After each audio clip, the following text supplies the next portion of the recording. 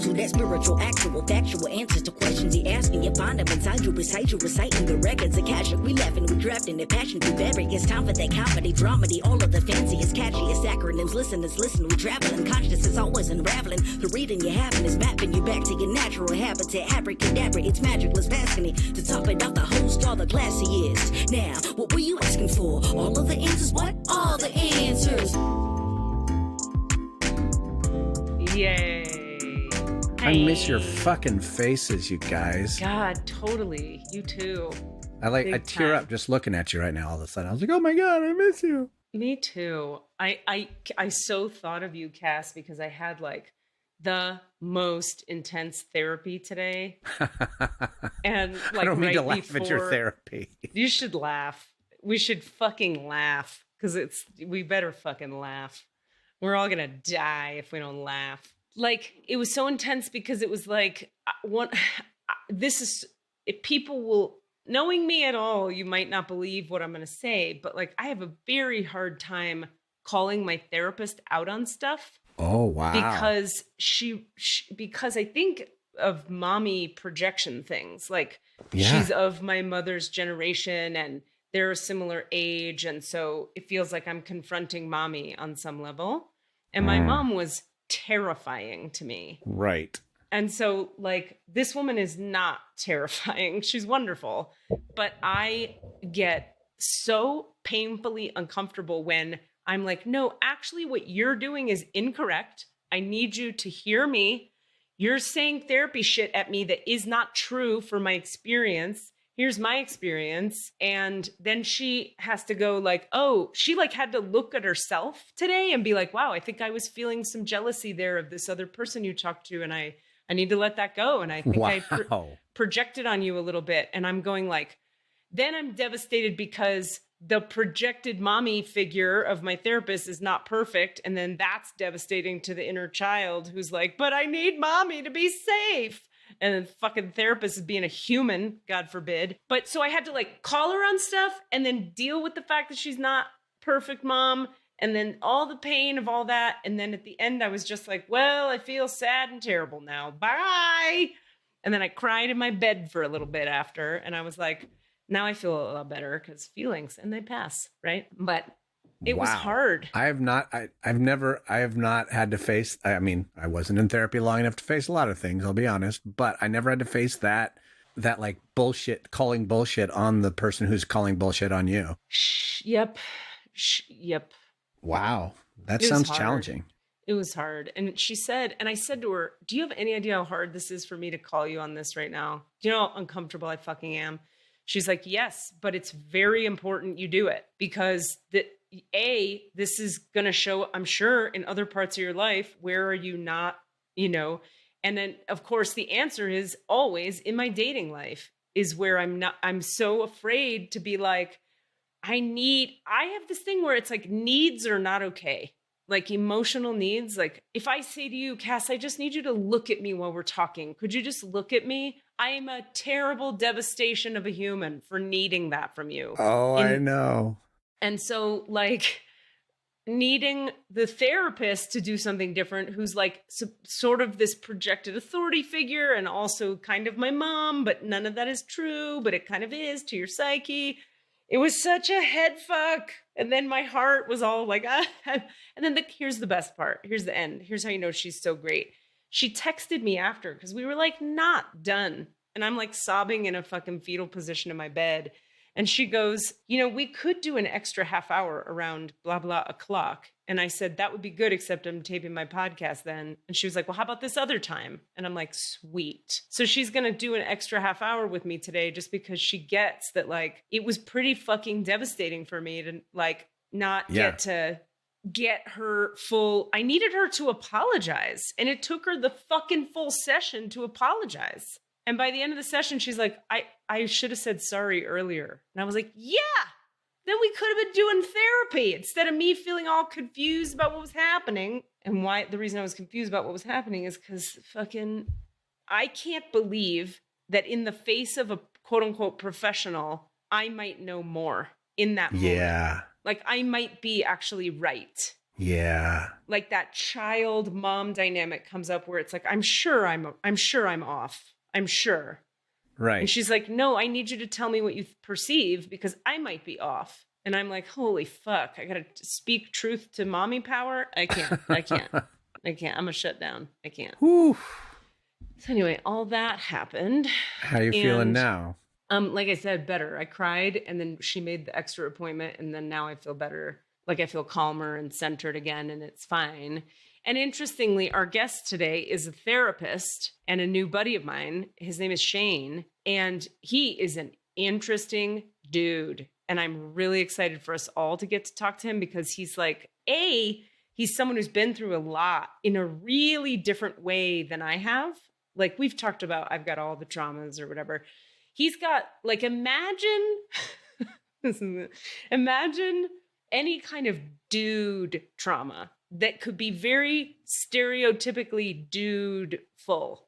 Like you're rock climbing and you touch a rock and it falls off and you fall 50 stories and don't die, but then all your organs are fucked up. And then another time a guy punches you in the face and your nose is broken and your eye comes out of the socket. Like a lot of shit like that. Motorcycle crashes, rock climbing accidents, bro bar stuff. fights. That's right. Got it. Like glass in the face. Yeah. You know, going undercover in South America as a CIA agent. He's Bourne. He's Jason Bourne is what you're telling us. He's Jason Bourne, but he looks like, for real, Sean Penn.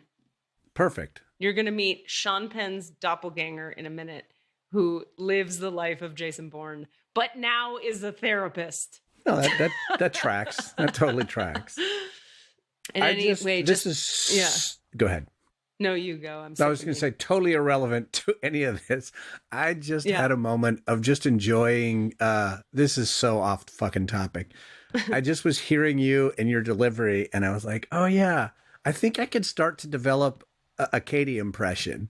Oh my god, I'm so excited. I think part of it goes, "Imagine that imagine," and then the word "dude" is also like that's key. That's dude, key. That stretched out dude, and imagine like good. That's your setup for a lot of things. So I'm working on it. I'm just letting you know, starting to plant the seeds of a good Katie impression. I feel honored and excited inside of my body parts.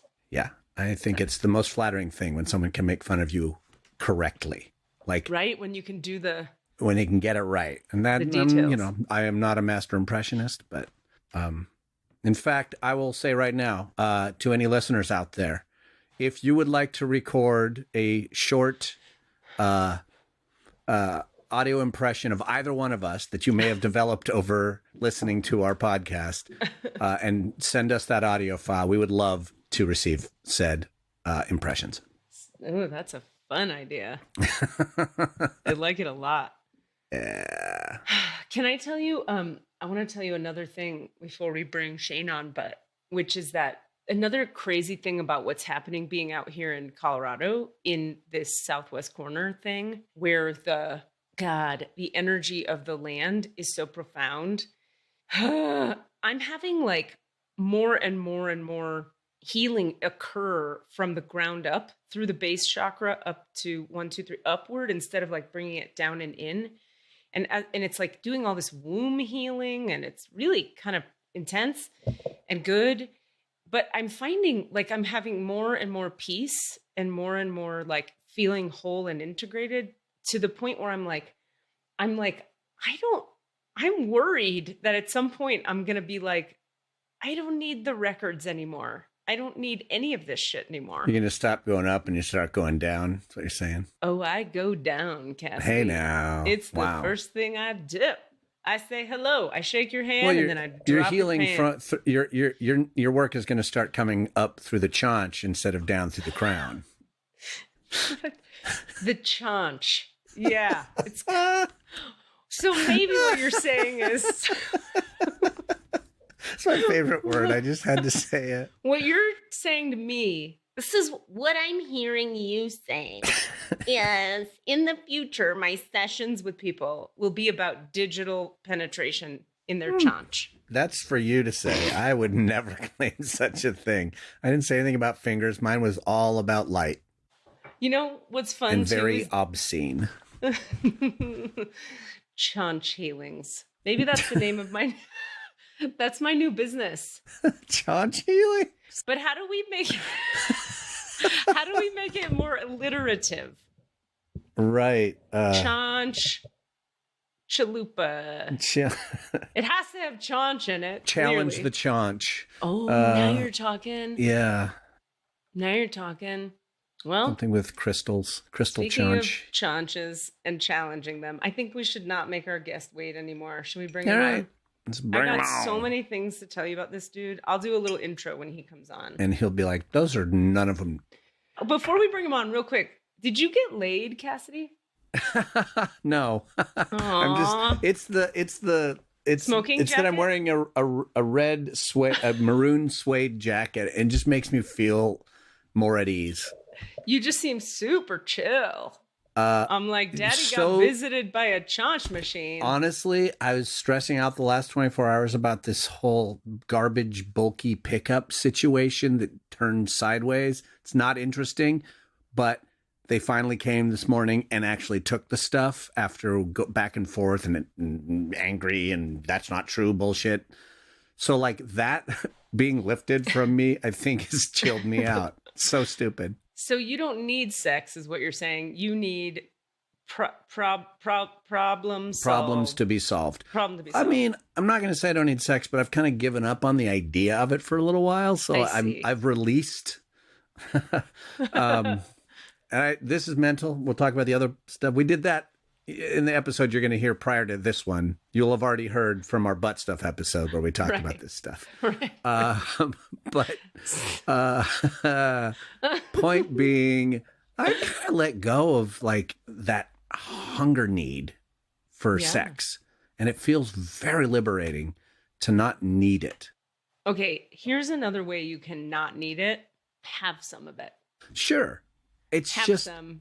that it's so, I mean, California is like spike. I can't really connect with people outside of my COVID. circle. And Yeah. it's just, No. I didn't mean that. I Awkward. apologize. Let me clarify what I meant. I didn't mean like you should I'm like giving you shit and go have some. I meant like for those for the listener. Katie's saying she got laid and wanted us to wants to ask Oh, about it. That's not what I was saying at all. But what I Okay. do mean is, although I could say that, but I wasn't saying that. What I was saying was, it's like sometimes like the need is strong and you got to like kind of like get over it or deal with it or process something. Other times the need is strong and you got to bone down. So anyway, that's all I was acknowledging. And I may have done some pole Down boning. hopping. Hopping. So that implies more than one. Which is fine. No, No I'm judgment saying here, when just you careful hop about up and down on a pole. Not like hopping, like bar hopping indicates like going from bar to bar. Right. So that's why I took pole hopping to be going from pole to pole. Well, you could pole hop on one pole and then pole hop to another pole Right. in a theoretical universe. Apparently, we're never going to recover from the butt stuff episode. It's just going Nah. to keep coming back. Why would we? Thank God. I've missed just getting weird and gross. We Right? had a Come heavy on. several months going on for a little while. Man. We all need to pole hop a little bit. Yeah. Figuratively or literally. Yep. Or personally. If we have to, that's what we have. If that's what Privately or privately, publicly.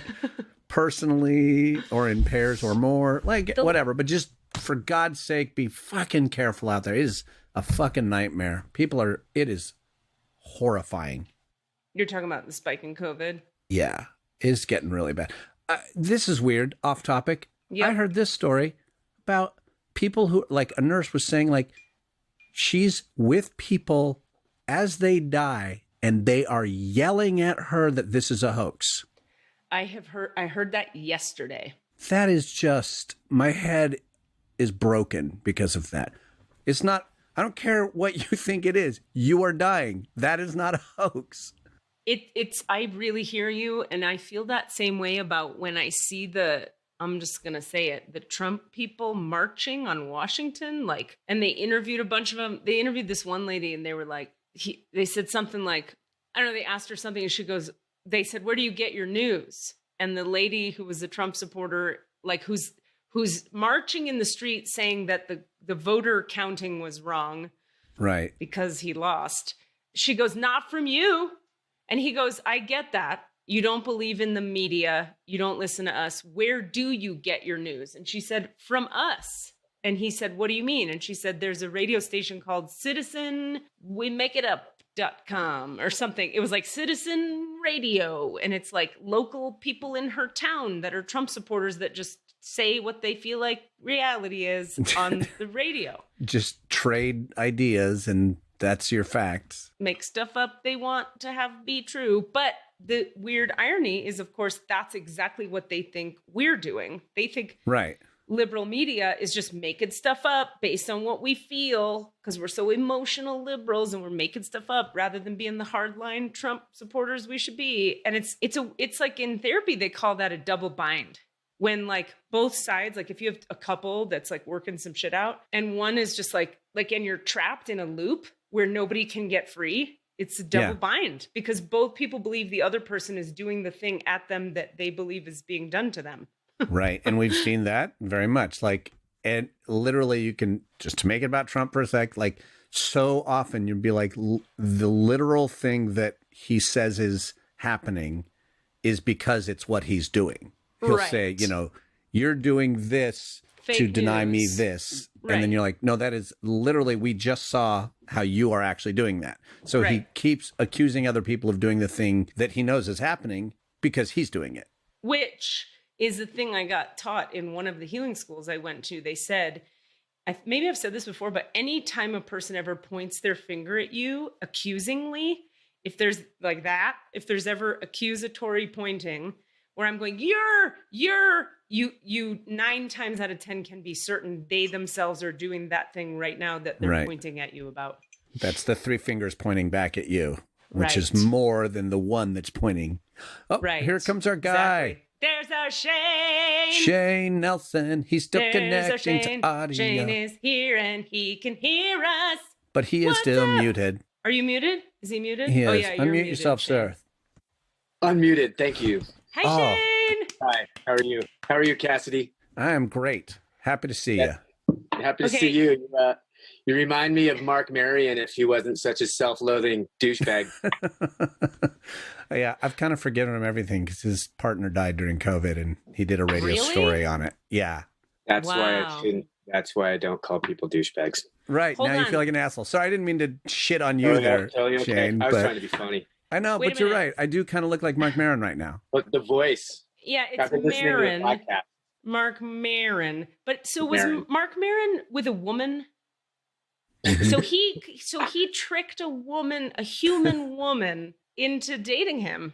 Not just dating, like they were fully in it. And and then she died during COVID. And I haven't listened to it, but apparently he did it. Like he went ahead and did a whole episode where he just talked about his feelings. He's like, this is what happened. That could be a game changer for him. Yeah. Whew. Well, I mean, he talks about his feelings a fair amount. Now that we're paused, Cassidy, Jamal Brown, Jackson, Malcolm, Jamal Warner. Doesn't Shane look like Sean Penn? He does, a little bit. Right? Yeah. Little Sean Penn action? Little Sean Penn. I mean... That feels good. I'm not going to lie. Give him the profile. You got a rugged look, my friend. It is... Yeah. It is solid. You've got that rugged look down. I mean, it's earned. I think I came out pretty, and I've done this to it. Yeah, I mean, there's different angles into pretty, and I've got the neurotic Mark Maron look going, but you've got the Sean Penn look going, so that's great. I had no idea what you looked like when I was listening to all the podcasts, and I was like, dude, he sounds like if I wanted to hang out with Mark, that's you. Yeah, cool.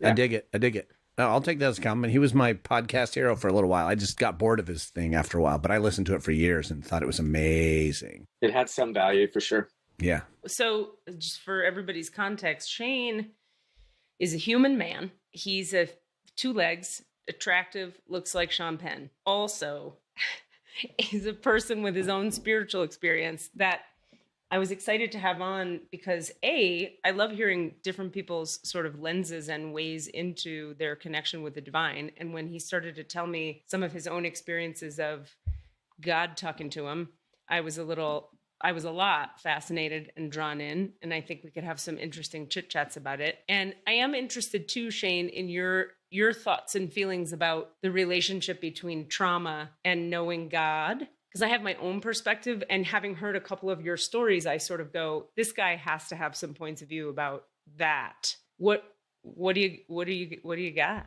Man, good question. In my experience through life, I grew up non-religious, but I always had some fucking hope out of like spite for what it is I saw in organized religion, that there is something. Like I always felt that there had to be, like I hadn't touched it, I hadn't felt it, but something had to be working on our behalf. Something, it has to matter, because otherwise I wouldn't feel these things that I do.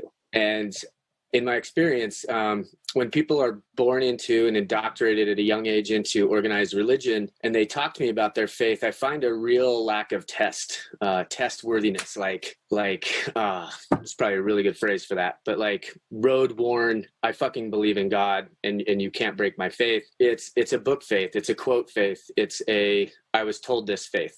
And so this is what I believe. And I believe trauma is the stairway to God. It's almost an escalator. Like if you allow yourself to perhaps think of the purpose behind it, or really look at the effect of it, whatever doesn't kill you doesn't always make you stronger. It can break you. And I think the people that I know that have found God in their life usually have they might not even classify it as trauma, but they had experiences that were intense and permanent and left a mark. And that allows one to really investigate, why the fuck did this happen to me? And a deeper consciousness will ask, what can I do with it? And I'm a big fan of the hero's journey. I teach it, and I didn't know it, but I was living it. And that's Joseph Campbell's theory. And it starts with the ordinary world that a person lives in. And then there's a call to action. And that can be trauma. And when somebody, and that call can come multiple times, and we're like, I'm not taking that call. I'm not voicemail. I'll get back to him later. But when someone truly answers that call, that journey begins, and there's no turning back. And I feel I've been able to incorporate that. I work with adolescents and veterans with combat related disorders, and people in recovery, and survivors of sexual trauma. Trauma is attracted to me, and I'm attracted to it, and I personally and professionally. And sometimes that's a burden. Sometimes it's the purpose. I know my purpose, and I feel I'm very fortunate in that. But kids are going through hell right now. And it's funny that we're talking about things more as a culture. It's never been safer to be trans or gay or different or odd. Bullying is bad. We know this. It hasn't eradicated any of that. Nobody's journey is easy in that world, but we are moving forward. We are having some gains. And when I'm able to impart to a young person whose life has sucked, who was born into suck, whose environment sucks, whose parents suck, what I'm able to impart to them, that you might possibly be being crafted for something very important. The light in their eyes, the idea of purpose or value to this pain, it sticks. It gives it a sacred context for the very first time. Yeah. And people begin to, and then I'm really able to tell them, like, that's how I got here. Yeah. And we generally have a positive relationship, which is why we're having this conversation, or why we're in each other's worlds. And it validates that. It shows them it's possible, and it gives it some truth. So, the concept, I love all of that resonates. I think we all get what you mean. The concept of, the sort of woo-woo people version of it is like, they'll say it's the cracks that let the light in, and there's that, what is it, Leonard, is that a Leonard Cohen song where he says that? Or Leonard Cohen. Yeah. For me, I heard that when I was in like a lot of 12-step for a lot of years. I heard that phrase a lot, and people would say like, I'm broken, but I'm perfectly broken, or it's the breaks in me that let the light in, or whatever.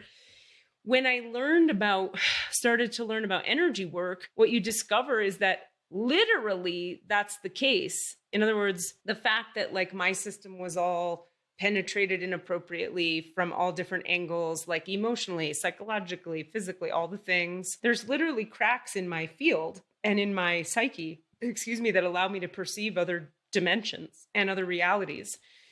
And the interesting thing on my end has been like discovering that even as you heal those cracks up, you give them love, the parts that are unintegrated reintegrate, you bring light to the pain, you bring light to the darkness, whatever form of healing you do, it doesn't change the fact that, like you said to me yesterday, Shane, that there's still like a place in there that got hurt. Even though it might be a healed place, it's like when you break your leg or a horse breaks their leg, that leg is never perfect again, but you can get it to where it's functioning and you can run fast and be a happy horse.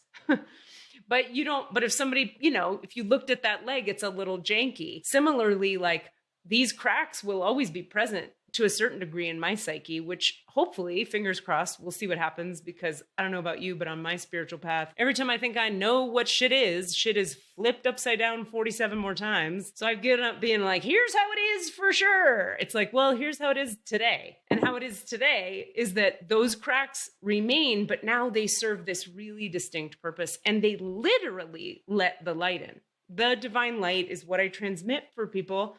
It couldn't come in if I weren't so cracked open. That's my experience with it. I think when we get shattered or broken, we also have the opportunity to pick up the pieces we want and put them back together. We can leave some shit on the ground that doesn't hold value anymore. What do you mean specifically? Like, what's an example of that? So let's say your specific trauma. I think mine was around abandonment. And that has, in more than one moment, my life shattered. My students made a meme of me, and it was this woman fucking sobbing, and it said, "Everything is so meaningful," and I hung it on my door. This is everybody gets this. We love you. We love you. I feel loved. The abandonment, like it has shattered me more than once. I felt abandoned more than once, whether I pushed them away or whatever, or it was beyond my control. And had those, when I look at those pieces, I get to look at, as I evolve and I continue down this path, I get to pick what I put back in terms of the value of that. Like I get to go back and look at the map. And after that, after I shattered in previous experiences, where did that lead me? Where did I wind up with what I did with that moment? And I generally find that it led to a beautiful, sacred growth. It led to a different place, and I get to not incorporate. It turns into a lesson. It turns into beauty. It transforms that feeling of being left and not good enough and no one's going to stick around because I'm too fucking intense or odd or weird or deep. It's not a punishment anymore. It's a blessing. It set me free from that and allowed me to go bigger and bolder places I wasn't able to comprehend or foresee or have the imagination to even craft in my mind. Right. Does that make sense? Yeah, I guess what I'm hearing you say, and you tell me if this is off, but I'm hearing you talk about how you frame in your mind reality. Yeah.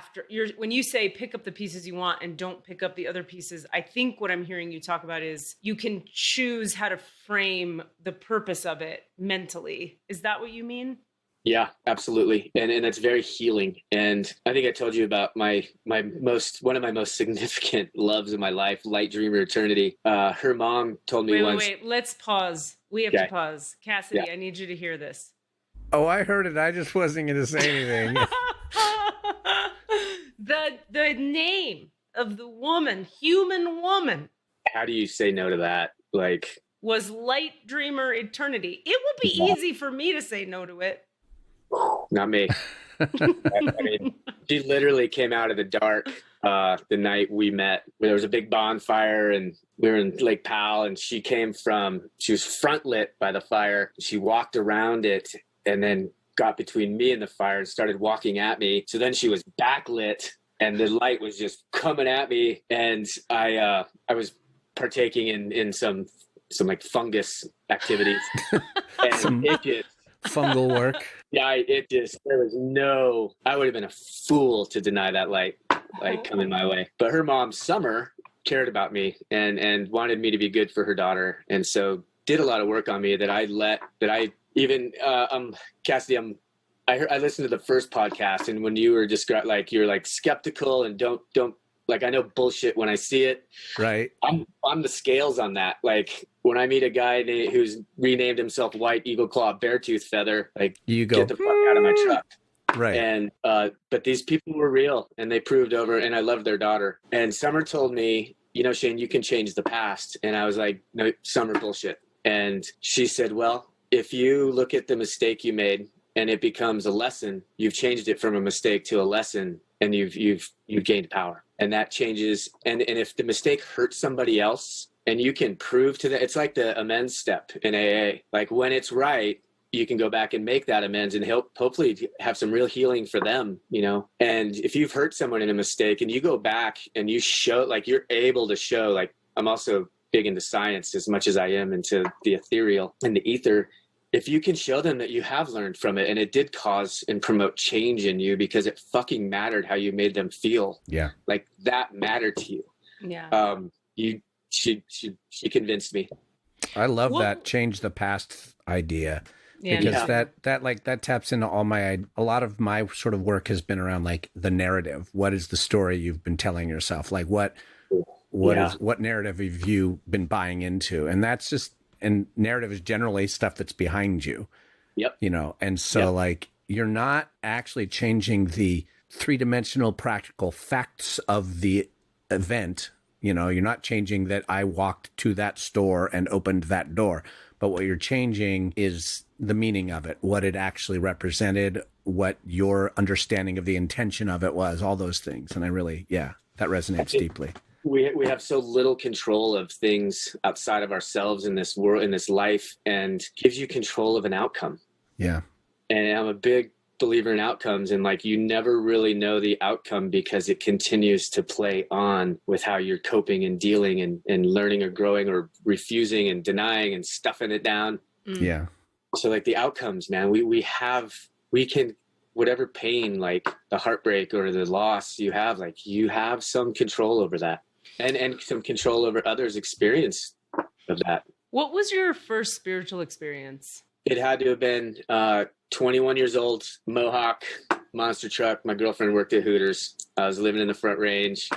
I was the king of the fucking world, you know. By 1991 criteria, like, I peaked. But I'd done a year in college and really just wanted to get back with my ride or die boys because we were so important to each other. So I became a roofer and was running my own. I was a crew of one, and I got to roof this whole complex outside of Red Rocks. And I was having a lot, like, my friends and I, we were kind of turning on each other. We were that ride or die was turning mostly into ride or die. And I had this moment at the end of a day. I mean, I could taste the salt of the sweat of that day's work. And I was sitting on the top of this 3-story house on this roof, and I was looking up towards Red Rocks, and this hawk just flew through my vision. And all of a sudden, it was the first time I've heard the voice. And the voice, people asked me what it sounded like, where it came from. Was it inside? Was it outside? It was everywhere. It was in me. And it always has come through in a very father way. And it said, go home, call Matt Zeitlin, sell your tools, move to Durango, go to college. And I mean, none of that was on my radar. None of that. My buddy Matt had disappeared to Durango to go to college 2 years before, or a year before, and I had forgotten about him. I told him, if you come back driving a VW bus, listen to the Dead, I will destroy you, because we were metal. And he never came back. And so I went and I got a hold of his family, and they gave me his number, and I called him that night, and he was having a party, and he's like, hold on, let me go. And I go, how many girls are there? And he's like, a lot. And I'm like, how many days did you ski this year? And he goes, a bunch. I'm like, how is college going? He goes, I dropped out, but I'm going back. And I was like, I'll see you on Tuesday. And he goes, well, wait. I'm coming back this week. You can give me a ride back. And he came back, and we got in my sweet ass truck, and I had an embroidered dash mat I had custom made because the Chili Peppers album had just kept Blood Sugar Sex Magic and The Righteous and the Wicked just embroidered on my dash mat. And we had the best, like, it was a sacred drive back to Durango. I remember buying a $4.99 tape at the convenience store next to my old junior high where we used to shoplift from, and it was the Allman Brothers' Greatest Hits. And at some point in the drive, Midnight Rider came on, and I had my first anthem. It was beautiful. Like, and then we got there and my interview went really well and they let me in on a probationary status. And there was a moment in Durango, my buddy, I had another friend there that I didn't realize, but he was bartending, which is like a king job in a college town. We went in there, there's all these microbrews on tap, but he was giving us the Michelob for free, which I thought was the best. And I remember like a healthy buzz, feeling good. And I walked out in the sun, like it's like the 6 o'clock summer sun in Durango, like August. And this old cowboy couple were walking down the street holding hands and slow. Like he hurt. You could tell he hurt when he walked, and she fucking loved him and he fucking loved her. And I bet they had, their stories are what I want. And my mohawk, I realized this point was used to like push people right away, to like get a reaction. And that man looked at me and she smiled at me and they weren't intimidated and he goes, "How you doing tonight, young man?" And I'm like, "I'm really good." And he goes, "Welcome to Durango." And I went home and packed it up. And my last night in Denver, I got with my boys and I was like, "I'm leaving or I'm going to die here. I'm really going to die." That day on the roof, before the hawk flew, I was looking at all these men on the ground, these construction workers, these working men. And most of them were alcoholics. Most of them were sore and broken in some way, their trucks. And then there were the men who had families and came to work and did a great job and had value in that. And then went home to their families. And I didn't see life in any of those. I saw death, a slow death or a fast death for me. And Durango, like, blew. It was such a safe place for me to be my outrageous, unsafe self. The fights here are stupid. The cocaine here isn't real. Things are just different. And it's a safe place. And I learned what friendships were. Like, you don't see your friend and go, "What's up, fuck dick?" You say, "Hey man, how are you?" And I learned a whole new, I had a lot of learning, and this was a safe place for me. And it gave me the wilderness, which was the gateway to my connection, really. Have you written this screenplay yet? Because this is a great this is Good Will Hunting too. This is a good screenplay. I fucking lost it in that movie. I imagine. Yeah, I can only imagine. I called one of my best friends we had a falling out, and I was like, "I love you so much, man." Those were my boys. We just don't have that stupid Boston accent. There's two things coming to my mind. One is I want to know your second spiritual experience. Like, after that whole thing, like, what was the next big one? But before we go there, I'm reminded of a story of, this will be the like Jewish white girl, upper middle class, erudite theater person version of your story that you just told about the couple on the street.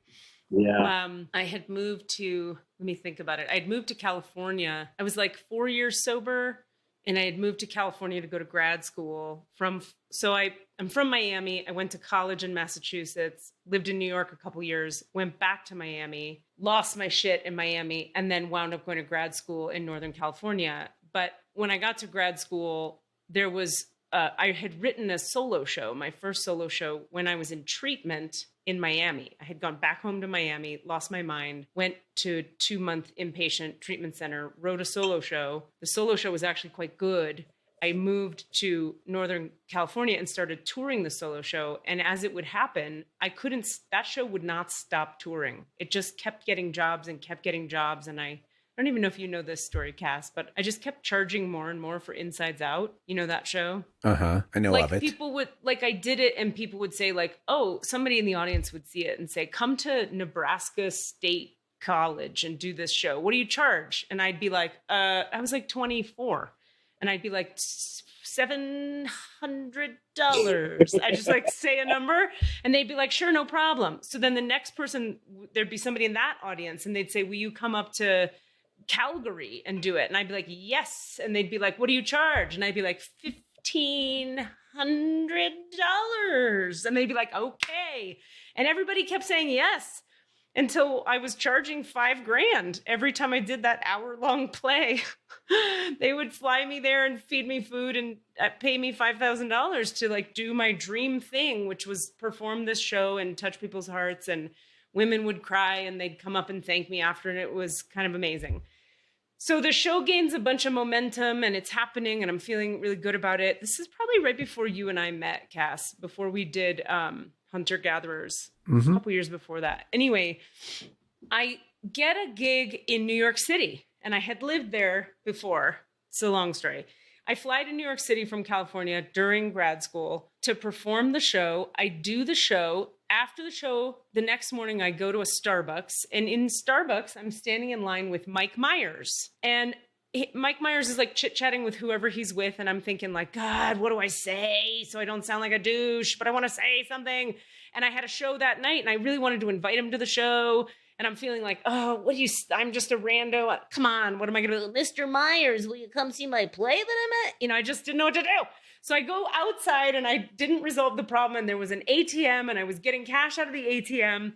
And all in one moment, the following events occurred. I get $20 out of the ATM. I look to my left. There's a huge truck-shaped limo that has parked on the side of the road. Whoopi Goldberg gets out of the truck by herself. No team, no bodyguards. She gets out of the truck. I'm fully obsessed with Whoopi Goldberg at the time. I lock eyes with her. I can't believe what's happening. She walks down the road toward me, looks me in the eyes, and she goes, "You keep it up." Yeah. And I was like, the woman whose solo show I worshiped, her first stand-up hour was a solo show, essentially, just told me to keep it up. And I'm in New York doing my solo show inspired by her. And then so she walks by and I'm like, what the fuck? And my friend Christina was with me and she looked at me like, do you know her? And I go, no. And then I turn to my right and there's Mike Myers. And because I was so bolstered up by the Whoopi Goldberg moment, I go, Mr. Myers, you're the best. I love your stuff. You're so funny. We're doing a show tonight. If you can come. Here's my card. Gave him the card. And it was just this triumphant, like, magic from the sky. You're on the right track message that I got that I was reminded of when you told your couple story. You keep it up. You keep it up. In the eyes, Whoopi Goldberg. Why? What does she know? That's it. I'm not even going to ask if he came because I don't care. It doesn't matter. That's a fucking great moment. It's a good moment. Yeah. I want the end of the story to be, he came and then my whole life was different. That didn't happen.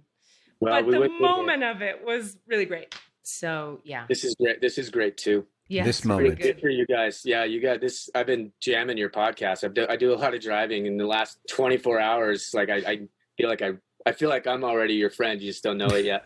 Aw, that is one of the biggest compliments we can get on the podcast. Oh, it's beautiful. It's so intelligent and it's up my alley. And you, Cassidy, you bring in the yeah, in a good way, in an open and intelligent way. I keep thinking that I'm trying to be a skeptic and utterly failing to be a skeptic because I'm like, no.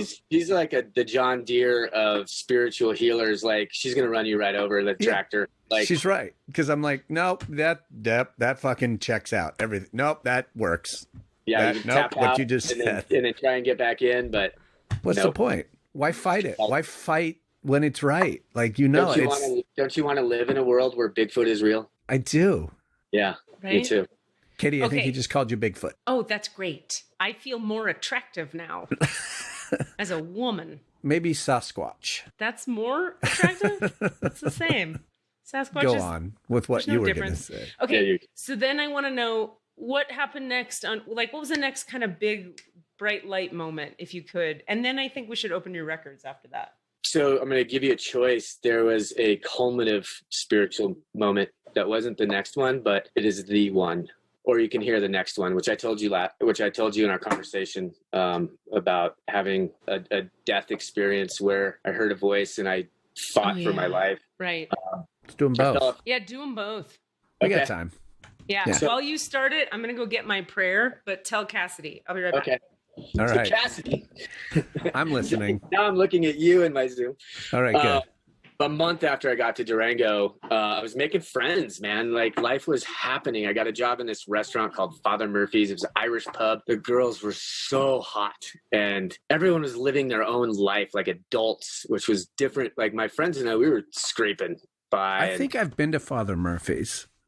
Have you been to Durango? Yeah, my parents lived in Bayfield for a little while at the co-housing community that's up there. I don't know if you know the co-housing community near Bayfield. Absolutely. Yeah, they lived there. Hartwood. They lived at Hartwood for a little while, so I came out to visit a bit. Anyways, and I think I've been to that. I feel like I've been to that Irish bar.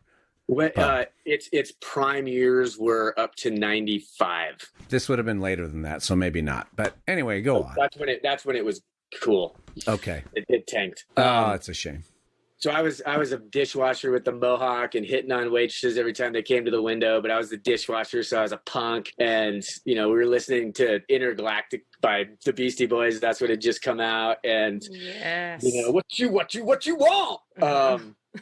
And I got invited on a Lake Powell trip, which wound up being a yearly trip we did every year, which is the story of where I met Light. So this all played. And I went, and at this point in my life, I was really good at drugs, hallucinogens, and drinking. And just on the way there, by the time that the sun had set and the fire was going and people were having a good time, there was cocaine, there was mushrooms, there was acid, there was weed, and a lot of booze. And I said yes. And I was very comfortable and able in that place. Like, that was not foreign territory. I felt I was the Lizard King. And my buddies and I, growing up, would always go up to El Dorado Springs behind Boulder and like climb those rocks in the middle of the night and sit up there and like profess the greatness ahead of us and ponder the existence. And I asked one of my friends, Joe DiGiacomo, like, who I'd met recently, I was like, hey man, you want to go climb that rock and watch the full moon rise? And he's like, no. And I called him a pussy and went on my merry way. And I was climbing this rock and the moon was rising. And so it was very moonlit and I was having a moment, which is why those moments were why I did drugs, because I didn't know how to access that without them. And I got stuck. I was about 35, 40 feet off the ground and I couldn't even move laterally anymore. It was no down and there was only one move up, and it was a bit of a lunge to get this next hold. And I like dialed in. I called it all in, and I was like, this is a big moment, Shane. And I went for it, and I got the rock, and then it broke right off the wall. And I went into the night like this, and again, time stopped, and the fatherly voice that was much more punitive, and it had the disappointment of your father tone in it, that hurtful, the one that hurts you. And he said, that's it. And he was asking me, like, I've given you so much. I've given you so many blessings and so many chances and so much ability. And this is what you do. That's it. And I remember screaming, no, just no, like, please no. Like, I'm just not ready. I'm trying. Like, I'll get there. Not now, please. Give me some more time. And I hit the ground and I hit hard. And I jumped up. My body like responded really fast. And I realized I was alive. And I saw the moon, and then I just collapsed onto the ground, and I was unconscious for about 8 hours. And don't know where I was, don't know what happened in that 8 hours. But when I woke up, the blood that had escaped my body had stuck me to the ground, and I peeled off those rocks and made my way back to the boat. So you were alone for 8 hours. They had lost you. They didn't know where you were. They didn't know. Like, I was so new to the group. I wasn't on the attendance list of right. Like, and people were also partaking in their own rituals. Right. So I was out of sight, out of mind.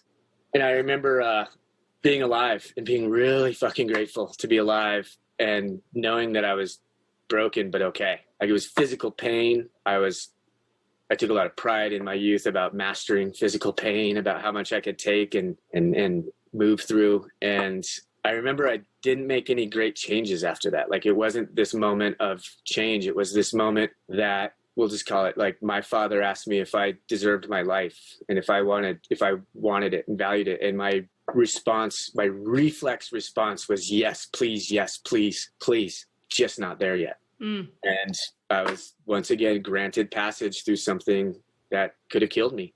And if you fast forward to 8 years later, it's 1999.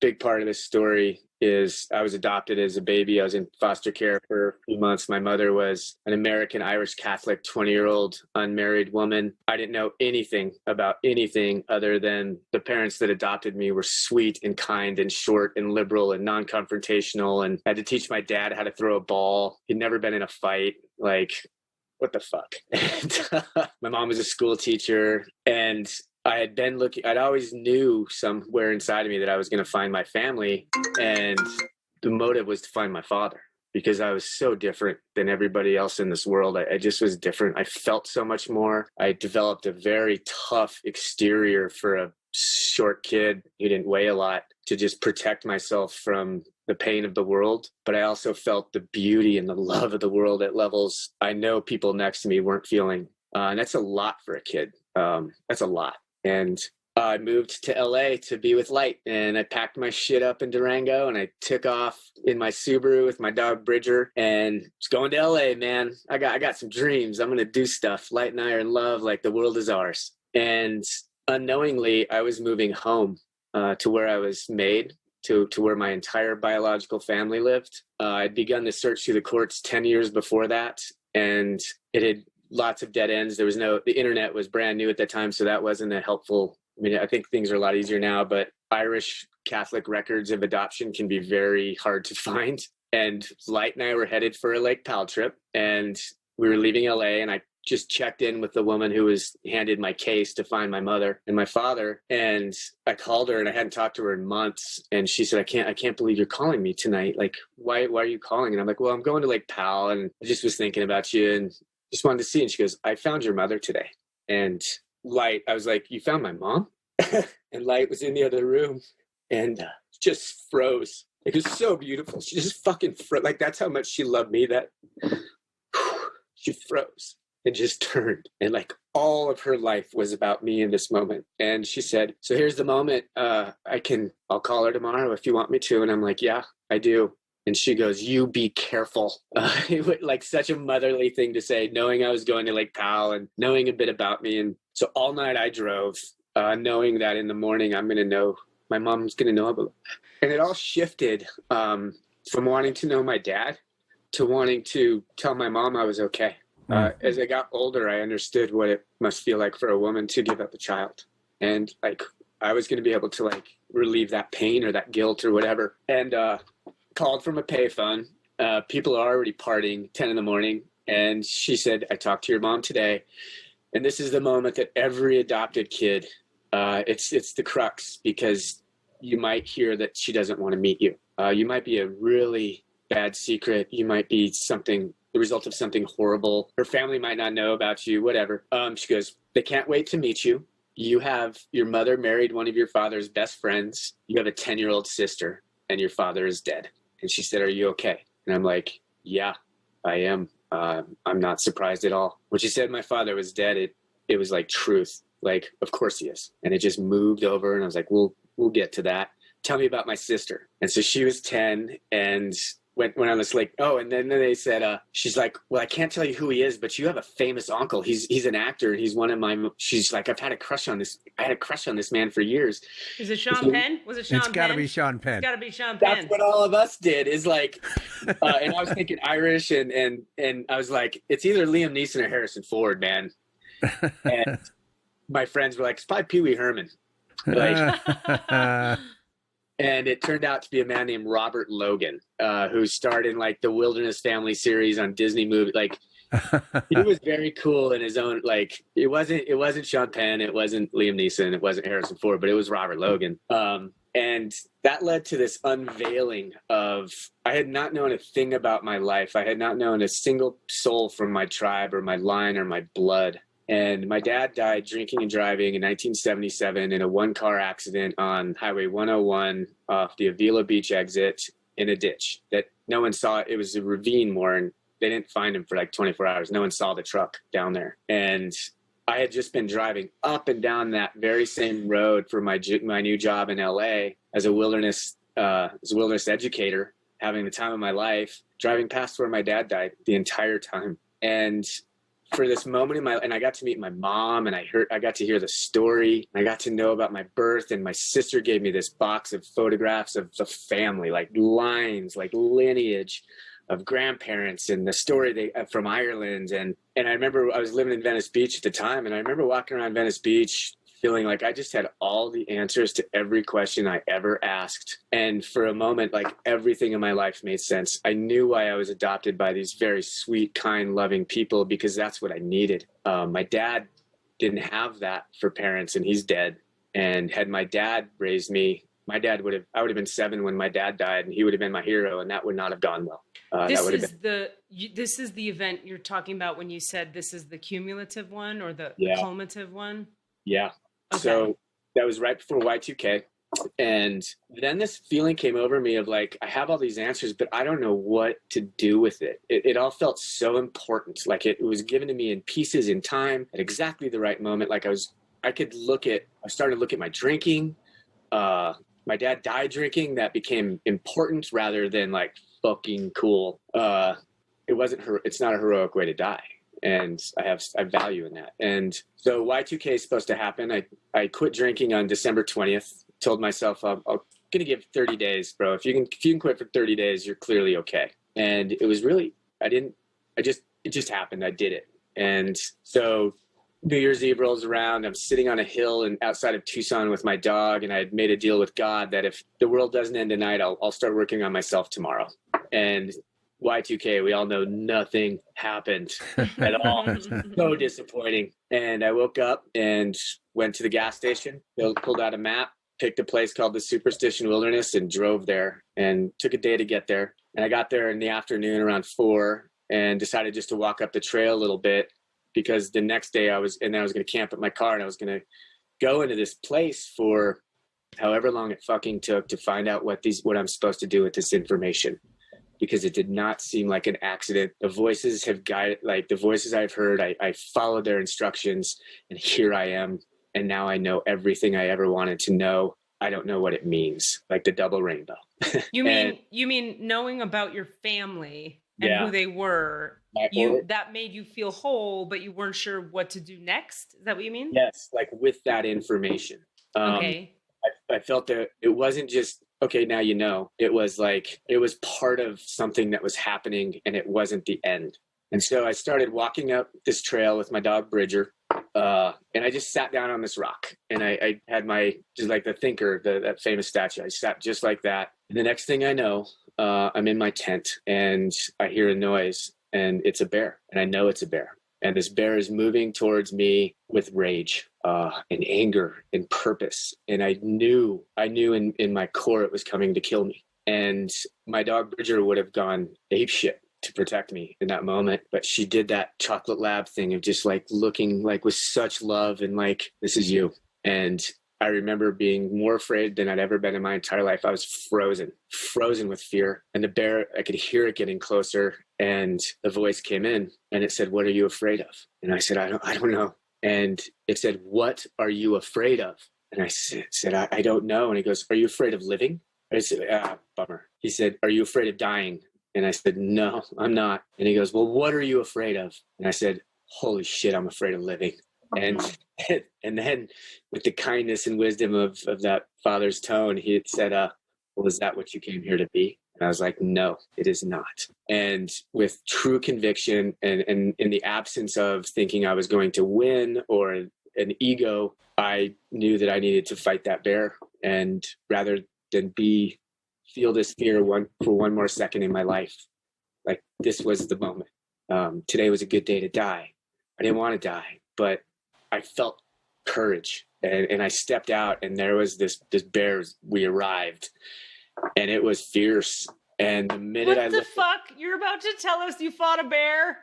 I'm like, I got some shoes on sale once when I was 17. They weren't on sale the week before, and then they were. I did wrestle a shark, but that's another story. What the And he's fuck? telling us this, you guys, as he relights his hand-rolled cigarette. I'm just going to let you know that is part of the Sean Penn image that we're working with. Can I just say how many people I keep meeting in Colorado are like fucking cigarette smoking, truck driving, big-hearted softies. There's this paradigm out here of like hot men that are like, "It's my cowboy hat, and I fuck that lady, and I spit over here, but I love my mama." And they don't have a Southern accent. But you get my point. It's like I do. It's and the particular place you landed in Mancus draws those men. Like those are good men. Yeah. I know. I just keep meeting them. They're everywhere I turn. Okay, but back to it. What happened? Okay, the bear. So I really can't express how much conviction I had and what needed to happen there. Like the question, is that what you came here to be? My answer was no. Afraid. And I did not come into this life to be this afraid. I was not given the question he asked when I fell off the cliff. I was not given all these gifts and these chances and these opportunity, and I was not given all this information to be afraid. And I was ready, and I was going to punch that fucking bear in the fucking face as hard as I could. And the minute I looked at the bear, this love, just love, just all through me. And my hand opened up, and I reached out and I touched it on the face, and I said, I love you. No. I did. And the bear was furious at my trespass and my lack of fear. And it rose up, and the next thing I know, like, everything got blurry and hazy, and I don't know, like, I was pretty disoriented, and the bear disappeared into the world. And in its place was a woman, a Native American woman. Wait a minute. What? Or what? Do you mean there was a bear and then there poof wasn't a bear? Like poof? I chose not to fight, and I chose to love, and touched it and expressed my love. And the bear, the thing that was going to kill me, went away, and the thing that was going to love me showed up. There was a lady there? A woman. In 3D reality, a woman. Oh, we're talking 6D. Like, this was no ordinary woman. She was dressed in the regalia of sacred ceremony, and she was so beautiful. Like, her beauty just overwhelmed me in a such a beautiful way. And she goes, "Are you ready?" And I was like, "Yep." And we started walking, and we were in a different place. And the place I was walking was free of judgment. Everything was connected. The grass and the trees felt as beautiful as she did. The sky was still like, everything was connected. And she led me to this lake, and we sat down. And I remember feeling a lot of human emotions were removed from me. And it was like the highest state of mindfulness I've ever had. And it was like, I feel like the tourist here. I feel like which one of these things is not like the other. Me. I was not at the level of sacred that everything else was. And it was totally okay.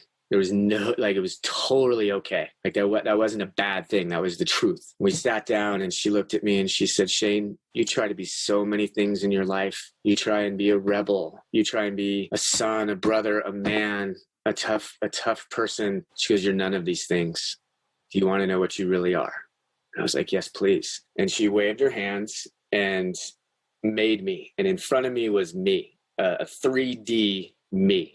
I'm so sorry. I'm so sorry to be the Don't be person sad. that I am. Are we talking about you on drugs? We were talking about the first 12 days of sobriety I'd had probably since I was 13 years old. We were So talking no drugs. the most sober I had been in my post-pubescent life. That's all I needed. I needed to clarify. Is this a hallucination? Like, what's happening? Probably some coffee. And where can I buy that brand of coffee? And these are really good questions. Like, these questions always get asked every time I tell the story. And I was listening to the podcast where your friend was telling the story about a metal in his neck disappearing, and Peter, the way he said, people like, I can't be afraid to tell the story because this is how I found my purpose, and this story is my purpose. Right. They gave me this because they know I will tell this story because I'm going to meet you, and you're going to put it. And this is the purpose. This is the function of it all working together. Right. Of perfection. And she said, and I looked at myself, and just like me, I was very unspectacular in this world. I was very less than everything else. And it was very okay. And I reached out and I grabbed my arm, and it was real. And I looked at myself, and I was unimpressed, and that was okay. And then, just like the bear, I dissolved.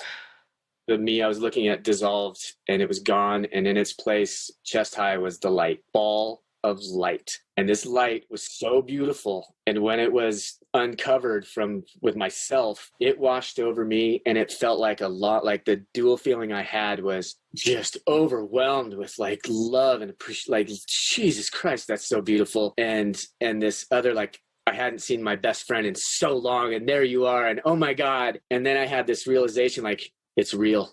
We have a soul. It does matter. We are important. everything I want to believe in is true. And she let me bask in my own light. And I don't think the human eye is capable of seeing it. And I don't know if the human brain is capable of comprehending what the eye is trying to see in a normal waking world. Like it's too bright. It's too beautiful. Yeah. It could break you. Yeah. But we were in the place where it shines. And she let me stand in that long enough that it sunk in, and I will never forget it. And then she spoke, and she said, fear, anger, pain, guilt, drugs, alcohol, resentment. And she listed these things that are so much a part of me in my life at that time. And as she said it, my body built back up around that light. And when she was done speaking, it was gone. And there I stood, totally unspectacular, less than everything else around me. And she said, do you get it? I said, I do that to myself. She said, yep. Oh. And I go, she goes, I need to know that you really get it. And I'm like, I'm divine. I have a soul. I'm beautiful. Like I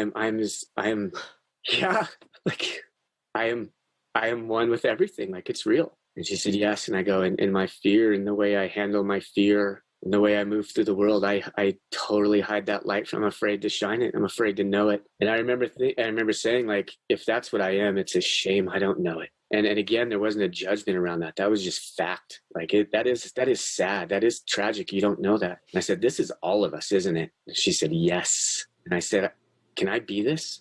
And she said, yes. And I said, and if I can do this, other people will know that they can. And she said, yes. And I said, so that's what I'm supposed to do, because I want that. I want to feel like that for my own reasons. And I want other people to feel like that because it feels beautiful. And she said, yes. And I said, okay. And then we sat for a moment in silence, and I was pondering it. And they were all just beautiful thoughts of what I get to go do now with my life. There were no limits, because there were no limits. And I remember it was time to go. And I got up and I said, thank you. She said, you're welcome, Shane. Good luck.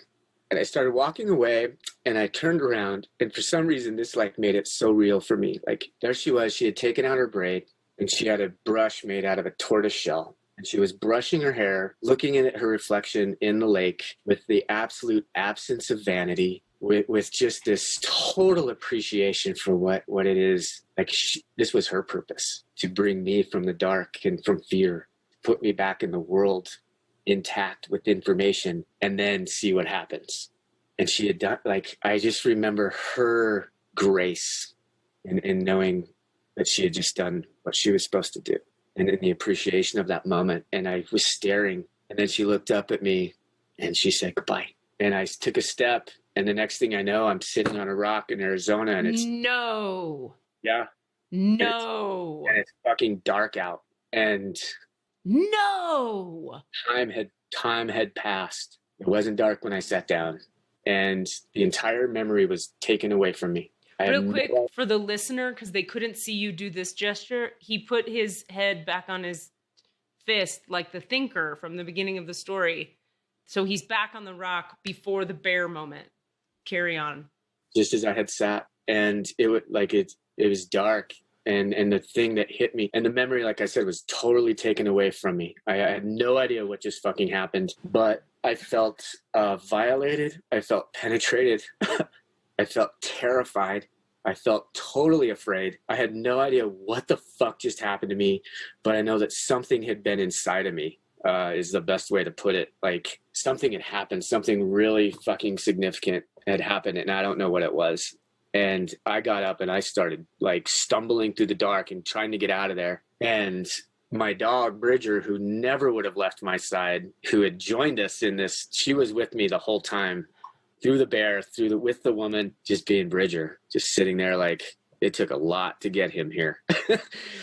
Like she had done her job. Like she was a player in this. And I didn't even think about her, which I normally would have. But I'm trying to get back to my car. I'm trying to figure out what just happened to me. And like I said, I'm scared. And I stop and I'm like, what just fucking happened? And I stop and I felt my feet get warm and the top of my head get warm, and this heat passed through my body in these two different directions heading towards the middle. And when they reached my chest, this explosion of light and the entire memory was put back in place in my mind in a non-linear way. It wasn't A, B, C, it was the whole thing all at once, totally ingrained and there. And I inhaled and I went, oh, we have a soul. Oh my God, it matters.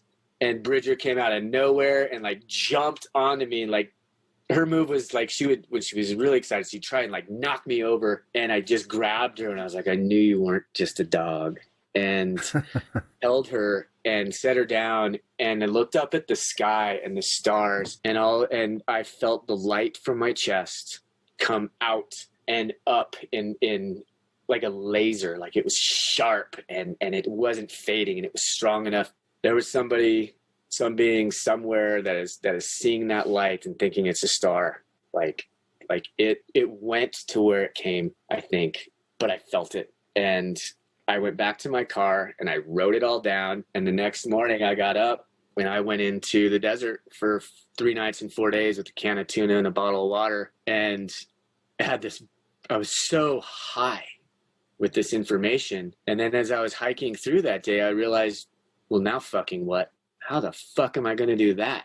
Like a bunch of doubt and human emotion crept in. And I was like, I have no idea how to do this.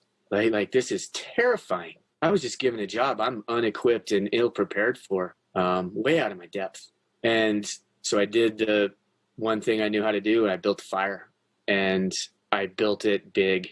And I raged all night and I yelled at that fire and I was naked and it was cold and I was so close to it. It was like burning the front of me and I was just screaming and crying and purging all this stuff. And I remember like being exhausted at one point and I looked back at the sky and I'm like, I don't know how to do this. Help me. And the voice came back in and it said, you have to forgive. And I said, I remember the feeling that I had the day before, seeing that light and knowing that I could possibly be it and comparing it to how I felt daily in my life and all the things I held on to, like the people that needed to be forgiven, like the people that have hurt me. I was like, no problem, like done, forgiven. And the voice came in very fatherly and it said, no, you have to forgive yourself. And that hit like a punch. And I was like, I can't do that. That's not really, I can't do that. I've hurt people.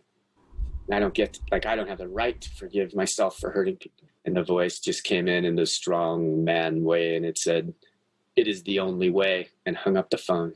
And I wouldn't hear that voice again fucking years. And I stayed in that. Yeah. So I just yelled and screamed at the fire just as much as I could and tried to just wrestle with the idea of forgiving myself, and woke up in the dirt and the ash, freezing my ass off. The fire had burned down, crawled into my tent, cuddled my dog, and woke up probably around 10 the next day and felt empty for the first time in my life in the most best way. Like you just cleaned out the fucking garage. Like a house cleaning had occurred and I was empty. And I realized that I have all this space inside me to fill with new things. And I was just given like a map and a purpose and a function and the tools and the mission. And I get to choose what goes back in here. And feeling just light as air. And I hiked on to another camp. And then that night I climbed up to something real hot and I tried to call again and there was no fucking answer. And so I was a little disappointed, but cool. I mean, I got, that should be enough. And stayed one more night. And that night I had a dream. And my concept of Jesus has always been like, people lie about him and they use him and very distorted message. And I don't hold Jesus accountable for that. I hold humans. And I had a dream and I was sitting on this hillside looking at this beautiful big valley like Africa. And I looked to my left and Jesus was sitting there and he scared me. And I was like, what the fuck, Christ? Did you say Jesus? Yeah, I was like, what the fuck, Christ? I think I said, what the fuck, Christ? And I go, don't you have anything better to do is sneak up on people? And he's like, I do, but I really like your company. And I was like, that's probably the nicest thing ever said to me. thank you. Like, and then we sat and looked at the valley together, and a storm began brewing way back, like darkness, just darkness. And you could hear this kind of roar, like this rumble growing and growing, and the storm was approaching us.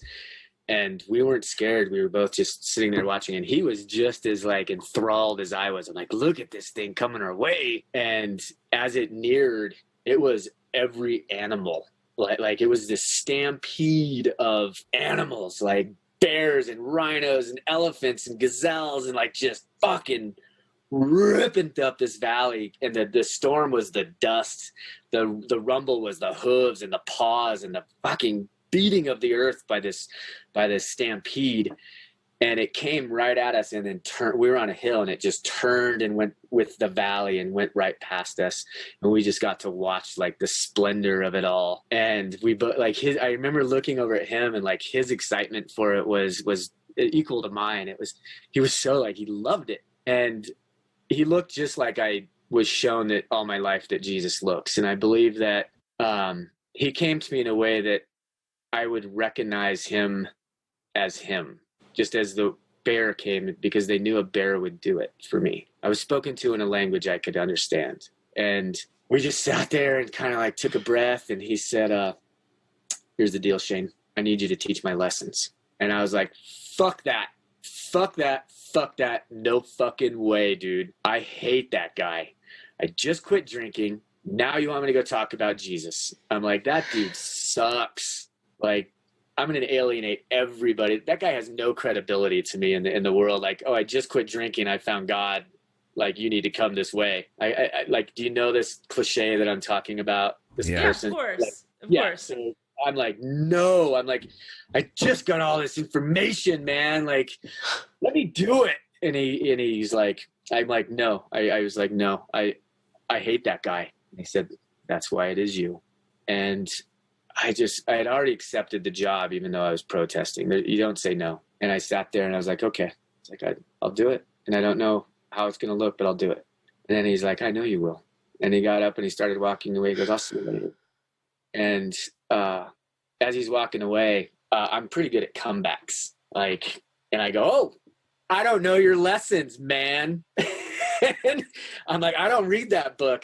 Nope, I can't do it. And what I said was, I don't know your lessons. And he looked around, and the eyes matched the voice. And it said, yes, you do.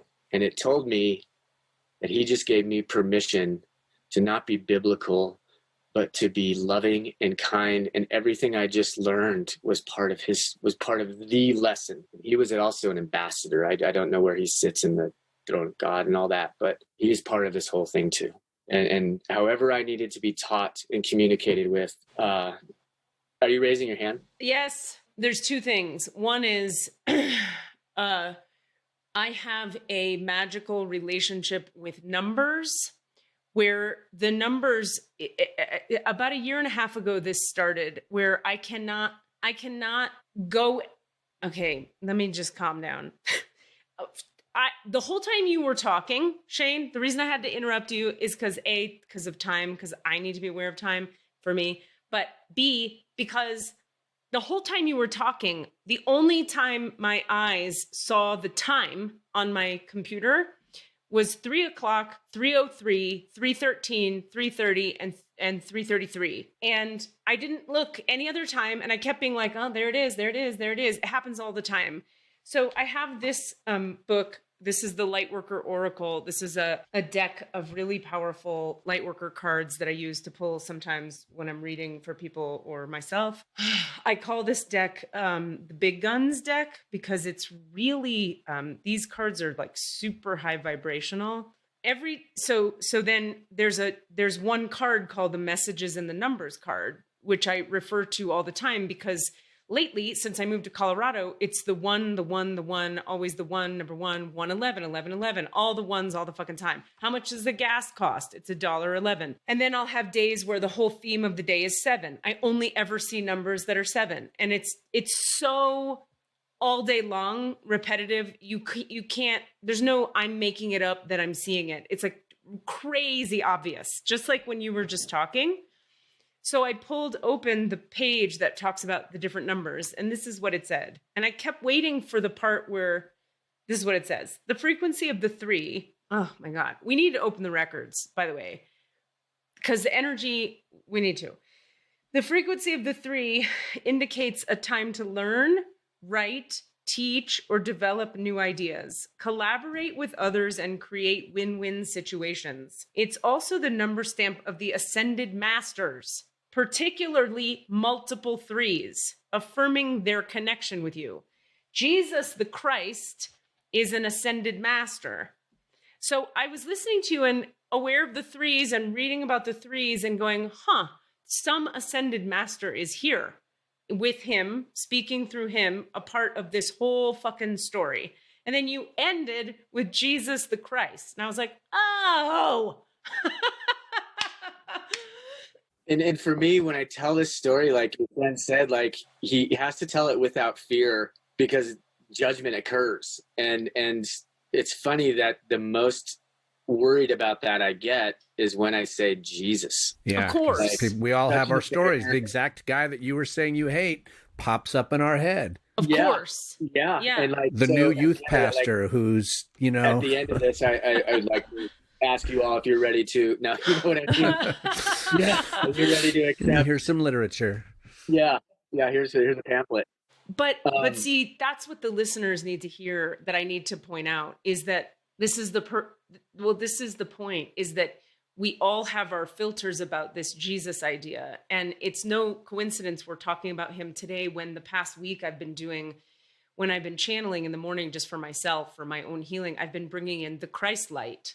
I never bring in the Christ light, but I've been bringing in the Christ light because these cards, by the way, same fucking deck, have been telling me you're turning into the Christ light, so you may as well go ahead and bring it in. And I'm like, what? So I've been channeling Christ light all the time. And in every client session this week, it's come up. The record keepers will say, cool, bring the Christ light through for that injury in her neck or for his heart or whatever. So what I want to say about that is that, you know, in the same way, Shane, that you have your filters or you had your filters about fucking Jesus, and I'm not going to teach his bubbity boo. You know, when I talk about the Christ light, it's the same. People are like, what are you're religious now? Now you're teaching, come on, is this Bible school? What people have to understand is that each ascended master has its own vibrational frequency. So Kuan Yin, Green Tara, Mother Mary, Mary Magdalene, all the Tibetan ascended masters, all the Hindu ascended masters, all the Buddhist ascended masters, all the Arabic ones. And then there's Jesus. He's just one fucking ascended master. There's a lot of ascended masters.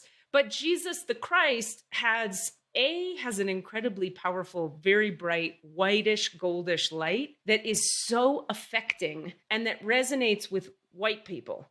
Now, the way I've been shown things in the other realms is that the different ascended masters came to the earth in the parts of the earth they came to because the people in that part of the earth could receive it that way.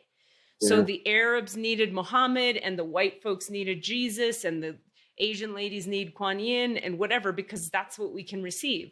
And additionally, they each deliver different vibrational frequencies of light. And Jesus, the Christ light, happens to be so potent and so bright. And when you were describing, Shane, the moment where the light came from the top and it came from the bottom, and then you remembered the whole thing, that was transmitted at me energetically. And I was like, oh, we're talking about the Christ light again. And now, anyway, so my guides are like, can you please open the records? It's time to open the records because we need to bring actual light into this conversation now in an actual way. And I'm not sure why. They're just kind of pushing on me. So that's when I have to speak up. Okay. Are you ready, Cass? So ready. Okay. How are you doing, Cassidy, Jamal Brown? I'm you I'm loving this. I have got your smoking commentary, jacket. But it's more amusing commentary than anything else. So I can wait. Let's hear it. What do you got? Oh, well, okay. My quick thing is it occurred to me. I was like, wow, this story, which kept having a new chapter, and each new chapter was reminding me of a different thing. And so I was like, this is Way the Peaceful Warrior meets Carlos Castaneda meets the Lion King. Like...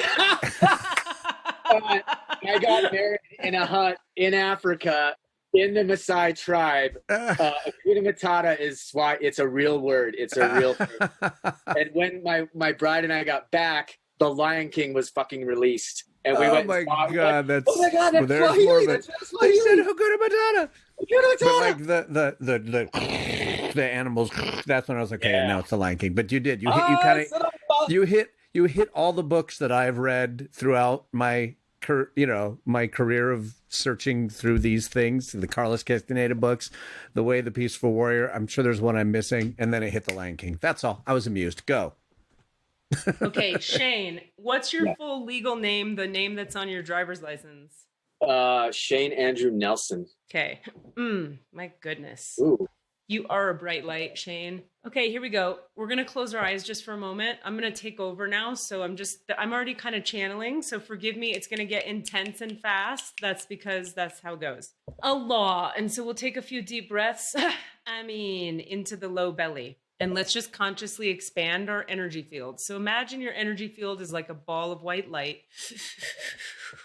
that starts at the heart chakra and expands 6 feet above your head, 6 feet below your feet, left, right, forward, and back, a big orb in every direction. And that this orb of white light is all little tiny molecules of white light. And that's all you are. Everything else is illusion of separation and duality. Allah. And so we'll see that big 6 foot in every direction ball of light expand Allah to the size of the building that you're in every direction. Good. And then it'll expand to the size of the entire city that you're in. Please let this be real in your energetic awareness and through your heart. And then let the ball of light expand to the size of the country that we're in. And then let the ball of light expand to the size of the earth. Ashhadu an la ilaha illallah, ashhadu anna Muhammad abduhu wa rasulullah. Astaghfirullah ladim, astaghfirullah ladim, astaghfirullah ladim. Okay, and so Jesus the Christ is quite present right now. I'm going to open the records anyway, because I just am. So do we need to ground him or pull him in? No. Okay. Breathing into your low belly now, feeling through the midline of your body, aware of whatever emotions or sensations arise for you. Allah. Allah. And so we do acknowledge the forces of light, asking for guidance, direction, and courage to know the truth as it is revealed for our highest good and the highest good of everyone connected to us. Allah. O Holy Spirit of God. Protect me from all forms of self-centeredness and direct my attention to the work at hand. Help me to know Shane Andrew Nelson, carrier of the Christ light. In the light of the Akashic records, to see Shane Andrew Nelson, Allah, carrier of the Christ light, through the eyes of the lords of the records, and enable me to share the wisdom and compassion that the masters, teachers, and loved ones of Shane Andrew Nelson, a carrier of the Christ light, have for Shane Andrew Nelson. And I'll go quiet for just a moment.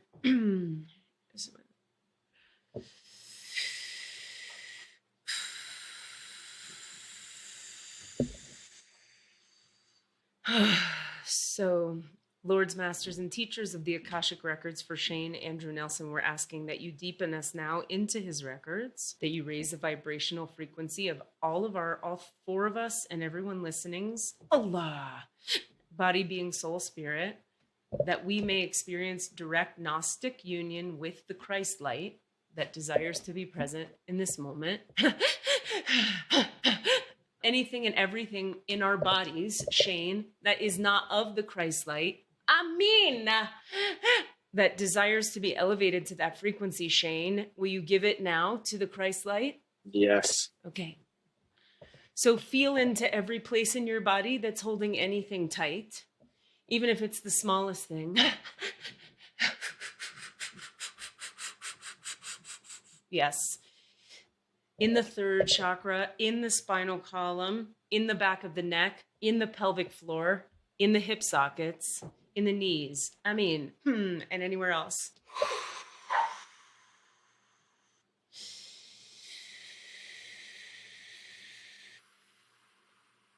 Allah.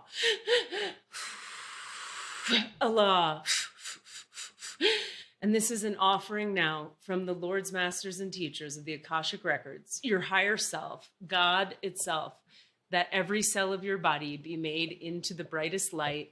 Amen. And in your soul and in your heart and across all time, dimension, space, reality, and that the slate be made clear.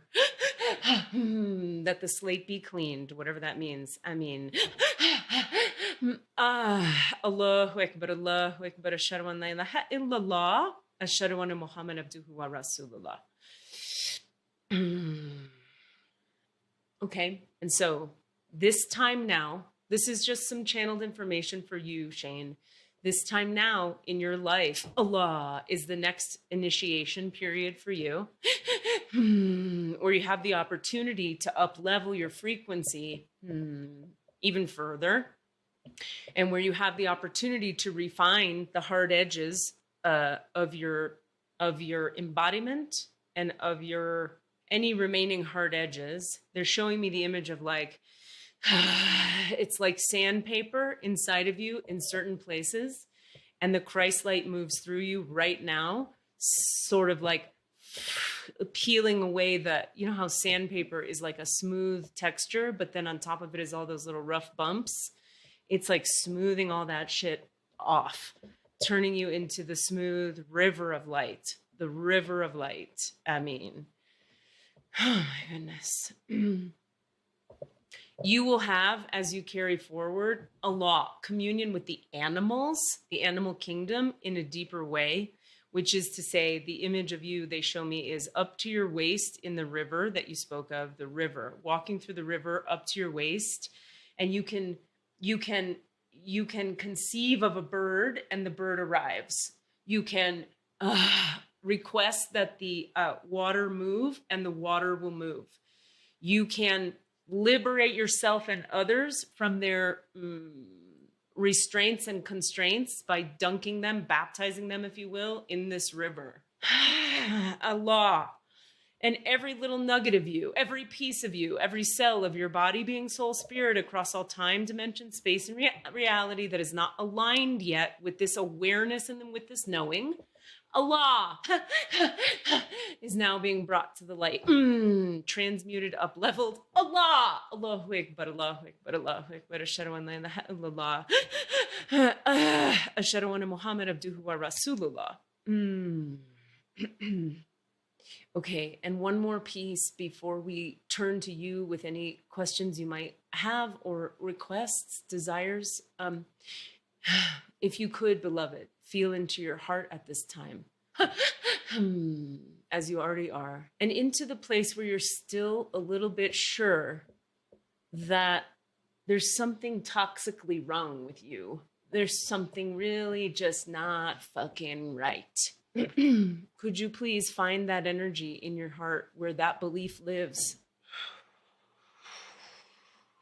No, but I really am fucked up. No, but I really am too much. No, but I really fucking am. Find that.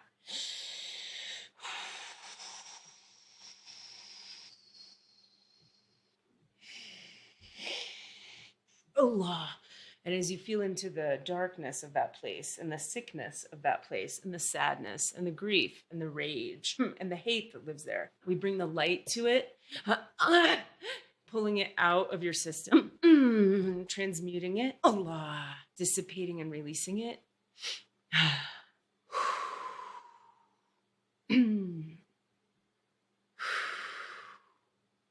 Shane, they say, you know you are most yourself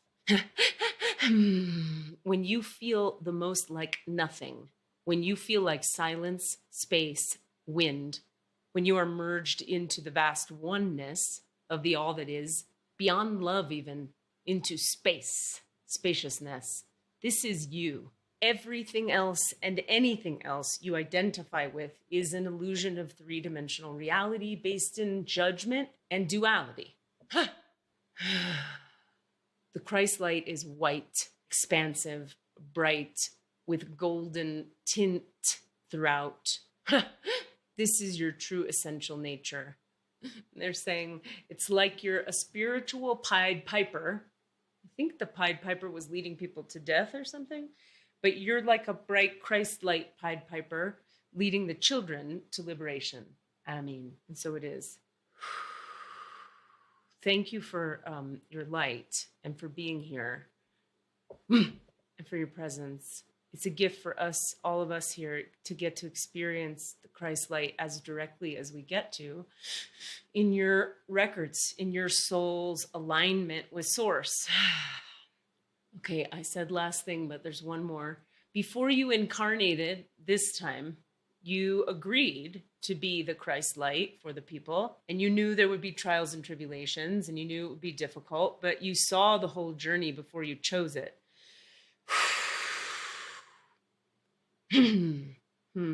Wow.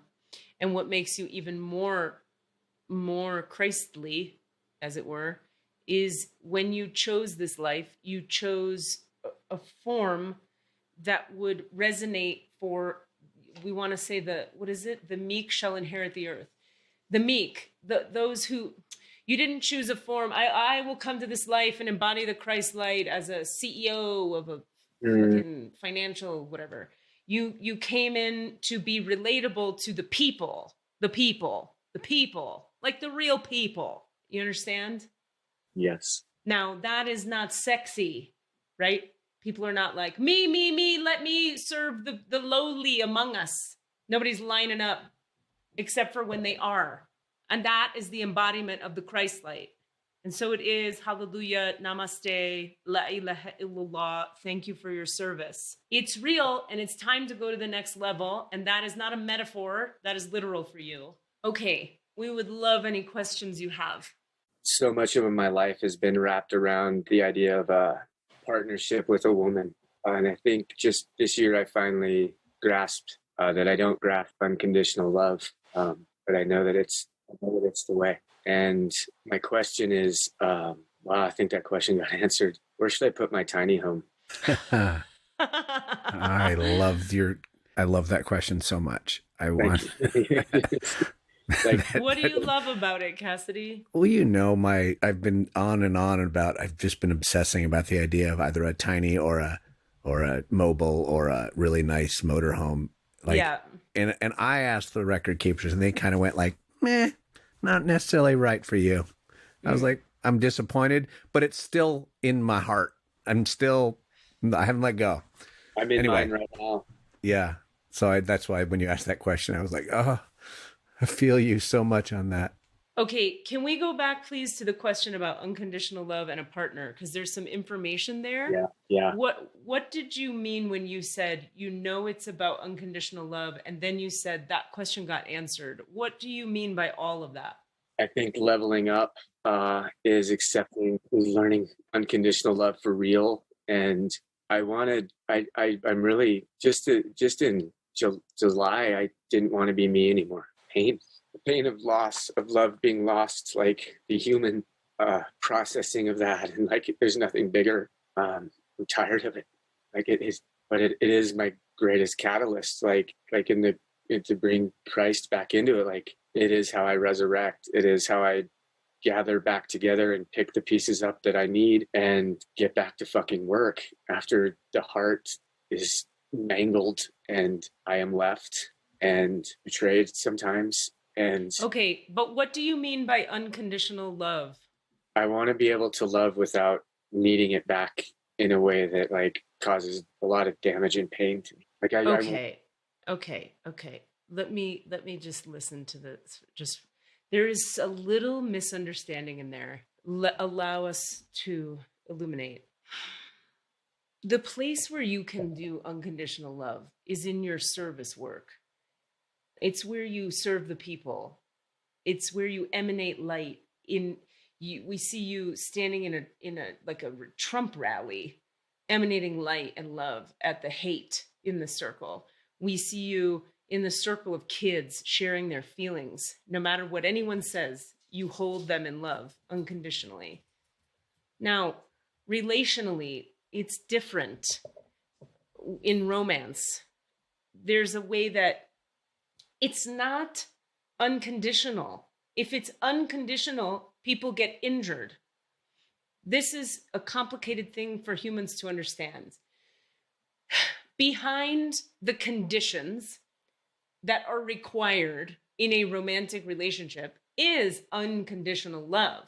But human beings must meet certain conditions inside of their relational dynamic in order for the relational dynamic to function. So you can't be unconditionally loving in a relationship in the sense that you must be willing to, there are conditions on it. That doesn't make you judgmental or not of the Christ light.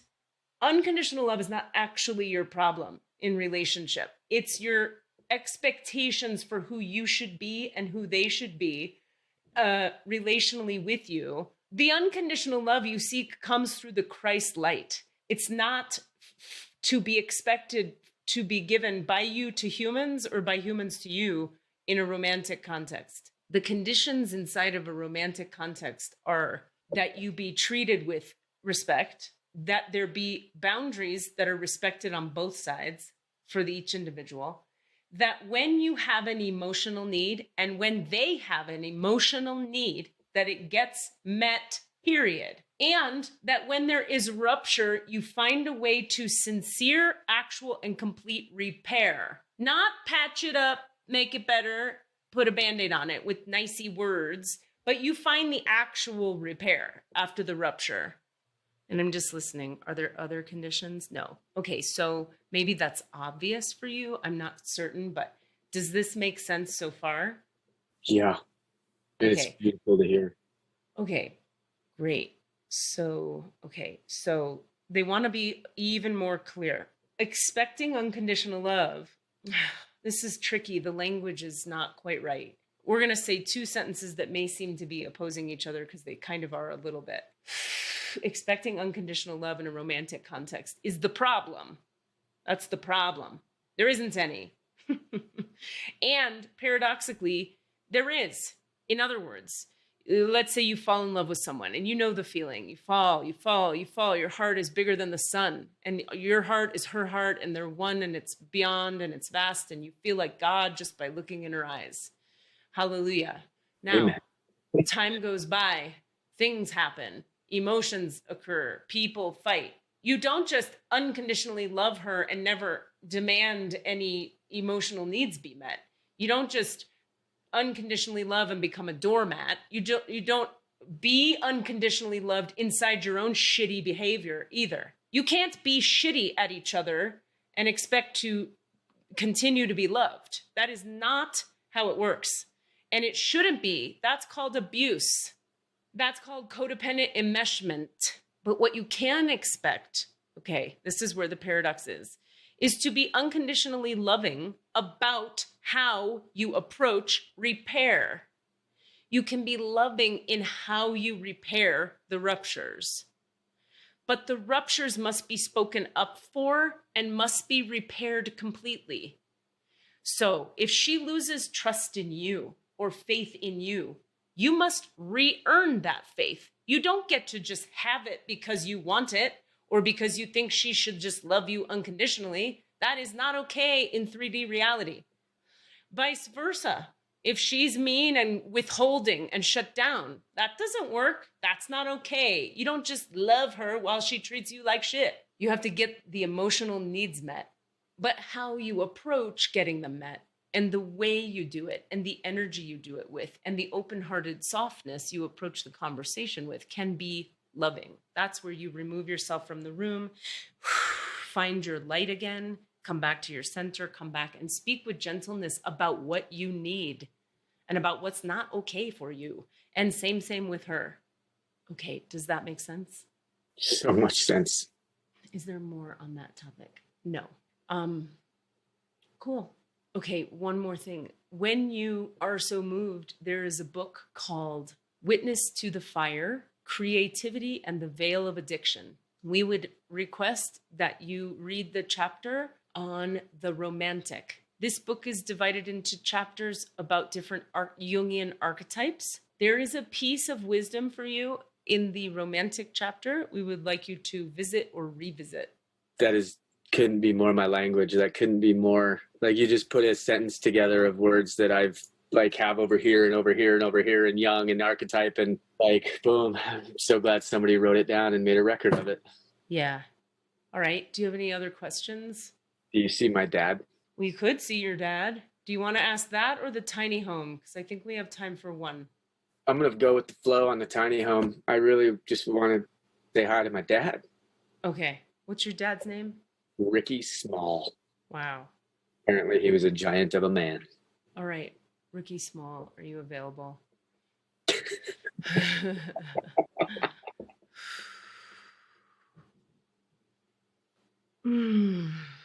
Is this your birth father or your other father? My birth father. And what would you like to ask or say to him? Just want to know he's still out there. I just want to tell him I love him and thank you for what he gave. What did I give you? And then he could come pick me up hang out with me anytime. He gave me a way. He showed me the way not to live. Give me a moment. Okay. So he's still around. He sort of like hasn't moved on out of guilt. He can go. But it's more out of that's why you needed to talk to him, because he needed to be freed. He can go. Now he Dad, like fuck yeah, man. Thank you. I love what you gave me and I know what it is. And it's fucking special. Well, his soul would have liked to have given you the love. And in fact, his soul would have liked to have given you the Christ light, because he had it. He has it. He is it. He did. I think he did. Well, he's just saying, I would have liked to have done it in the way that a father does with a son, that doesn't do it in the shitty, hard, painful way. And I need you to hear me say that. Yes, you got the lesson, you got the teaching, you're very smart. Now, let it touch your heart that I love you so much. I wish I could have been a real man in your life. And I did wrong. All is right in the big picture, and I acknowledge my failings. You deserved better. Just by you calling me here, you have liberated me from my stasis. You just unlocked my soul from purgatory just by caring enough to ask me to visit. Do you understand how special you are? Yeah. Okay. I'm good. Bye. Right on, Dad. Okay, Ricky Small, can you go ahead and leave my body now? You can head on up to whatever next layer of wherever you're going. Oh, That was cool. that was fucking rad. He came That in was like so fucking rad. all like dense and heavy and stuff, and then Oh, then it when you said you can go, all casually the way you said it, you can go, he just went ping and just shifted and then said that stuff. That was a fucking trip. when I wanted to find my mom because I realized the amount of pain she must have been in, it was back like I realized, I just knew it or felt it somehow, and I wasn't looking for my dad anymore. I didn't need those answers. I needed to tell her I was okay, and that and thank you for your fucking courage and suffering in that choice. And I just felt the exact same way about him. Like, oh my God, what a life I've had.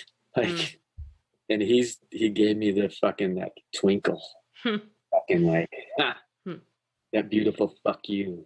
Okay, I think that's it. That's enough. I'm gonna close your records for a second. Okay. So thank you to the masters, teachers, and loved ones for their love and compassion. Whew. I want to thank the Christ light for its presence today. I want to thank the Christ in Shane, whose name I almost forgot. I'd like to thank the Lords of the Akashic Records for their point of view, the Holy Spirit of Light for all knowledge and healing. I ask that you return all of Shane Andrew Nelson's energy to himself now. Return all of Shane's energy to himself now. Return him to his complete human wholeness. The divine portal and the Akashic Records for Shane Andrew Nelson are now closed. Amen. The divine portal and the Akashic Records for Shane Andrew Nelson are now closed. Amen. Divine portal and the Akashic Records for Shane Andrew Nelson are now closed. Amen. Amen. Amen. Amen. Okay. Thank you for that. Thank you. That's a good one, y'all. I think this is where we just wrap it up because we're way over our time. Way over time. All right. Shane, I honestly, truly, bottom of my soul, from the widest, brightest parts of my being, I thank you. Namaste. Thank you for being here. Thank you for being who you are. Thank you for sharing your truth and your light with us. Yeah, that was a treat. Christ light is not to be fucked with. It's beautiful. Yeah. Woof. I mean, I think it is to be fucked with, in the sense that, like, I fucks with some Christ light. Right. Okay, I love you guys. I'm out. Thank you Katie's so gonna much. just go. We'll talk. You It'll guys be awesome. bro out. Just bro We're out. done. We're done. Do your work. Oh yeah, do your work. Everybody, do your work. What are you asking for? All of the answers? Say what? All of the answers? Yeah, all the answers. Hey guys, thanks for listening.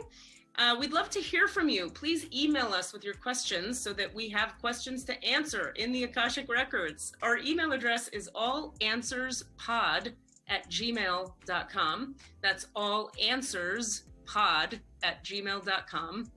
And if you'd like to find us on Facebook or Twitter, it's @allanswerspod, @allanswerspod.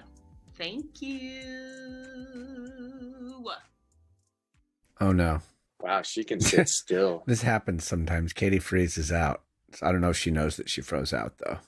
So she may be delivering deep, deep wisdom right now. She'll be back. Would it? Oh, that's how perfect. Like, I do feel this is like the challenge of my life, like feeling my purpose and knowing it, and just still being such a chump. Is it like, I don't want to be self-deprecating, but just like the fool in the tarot cards. Like, I just go in, man, and I go all in, and I get trundled at the end. Well, she dropped off. She'll be went. back. She'll sign back on. But we can keep talking. We can.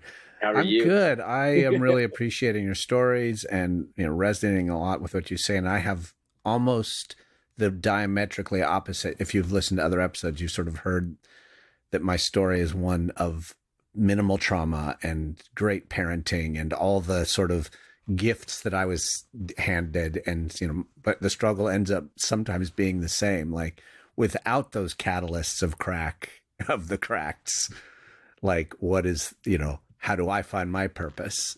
But it's not actually, you know, it's all, we all have it. We all have some version of that. I think that it's harder for people who don't get fucking hammered. Like, Because I don't by life, have like to recover from it. I don't have to claw no my way back necessity. in. Right. But The depth of the feel, like, you might not realize how deep you are capable of feeling about things, or being hurt, or feeling joy. And you're really, I really like you, Cassidy. Like, I like to keep this going let's somehow. do it. Well, you know, you dropped off. You're here. Yes. Can you hear us? Yeah, but we couldn't. The minute you started answering, This has happened before, Katie. But I'm not One surprised. time Katie said, she literally said, the secret to it all is. That was a Sounds Awesome production.